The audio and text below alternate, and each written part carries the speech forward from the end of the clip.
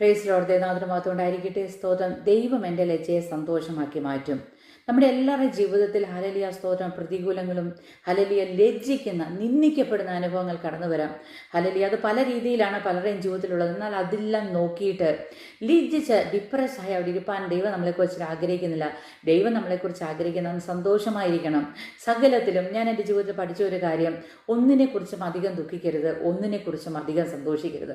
എന്തെങ്കിലും ദൈവം തന്നിട്ടുണ്ടെങ്കിൽ ദൈവത്തിൻ്റെ ദാനം എന്ന് പറഞ്ഞ് ദൈവത്തെ സ്തുതിക്കുക. എന്തെങ്കിലും ദുഃഖം ജീവിതത്തിൽ വന്നിട്ടുണ്ടെങ്കിൽ അതിൻ്റെ പിന്നിൽ എൻ്റെ ദൈവത്തിനൊരു ഉദ്ദേശമുണ്ട്. ഞാൻ പൊന്നുപോലെ പുറത്തു വരും. ഞാൻ ക്രിസ്തുവിൻ്റെ സ്വഭാവമുള്ളവളായി തീരുവാൻ ദൈവം എന്നെ പണിയുന്നു. അതിനെനിക്ക് ദൈവം കൃപ തരും എന്ന് മനസ്സിലാക്കി നമുക്ക് മുന്നോട്ട് ജീവിപ്പാം. ദൈവം സഹായിക്കട്ടെ. സങ്കീർത്തനം 3:3 പറയുകയാണ്, യഹോവേ നീയോ യഹോവേ എനിക്ക് ചുറ്റും പരിചയം, എൻ്റെ മഹത്വവും എൻ്റെ തലയുയർത്തുന്നു. അപ്പോൾ എനിക്ക് പരിചയമായവൻ, എൻ്റെ മഹത്വമായവൻ, എൻ്റെ തലയുയർത്തുന്ന ആരാ?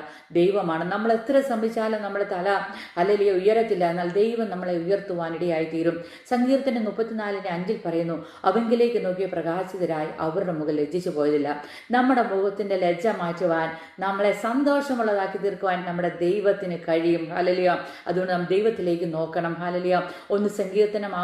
1 കൊരിന്ത്യൻസ് 6:14 പറയുന്നു, ദൈവം കർത്താവിനെ ഉയർപ്പിച്ചു, അവിടുത്തെ ശക്തിയാൽ നമ്മെയും അവിടുന്ന് ഉയർപ്പിക്കും. അപ്പോൾ ഇവിടെ കയറി വരുവിനൊരു ശബ്ദം നാം കേൾക്കും.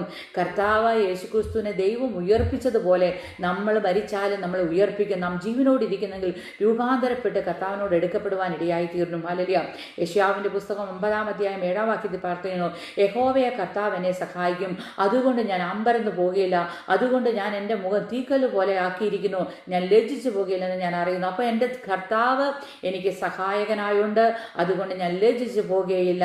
അതുകൊണ്ട് നമ്മുടെ ദൈവം നമ്മളെ ലജ്ജയെ മാറ്റി. ഇന്ന് ഇവിടെ എന്നെ കേൾക്കുന്ന ആരെങ്കിലും മുഖം കുനിഞ്ഞിരിക്കുന്നെങ്കിൽ, വിഷമിച്ചിരിക്കുന്നെങ്കിൽ, ദൈവമക്കളെ ഒരു കാര്യം മനസ്സിലാക്കണം, നമ്മുടെ ഇപ്പോഴത്തെ ലജ്ജ, ഈ പ്രയാസം, ഈ നിന്ന് എല്ലാം മാറ്റി സന്തോഷം തരുന്ന ദൈവത്തിൻ്റെ കരം നമ്മോടുണ്ട്. അപ്പോൾ നമ്മൾ എപ്പോഴും ക്രിസ്തുവിൽ സന്തോഷിക്കുവാൻ ദൈവം നമ്മളെ എല്ലാവരെയും സഹായിക്കുമാറാകട്ടെ.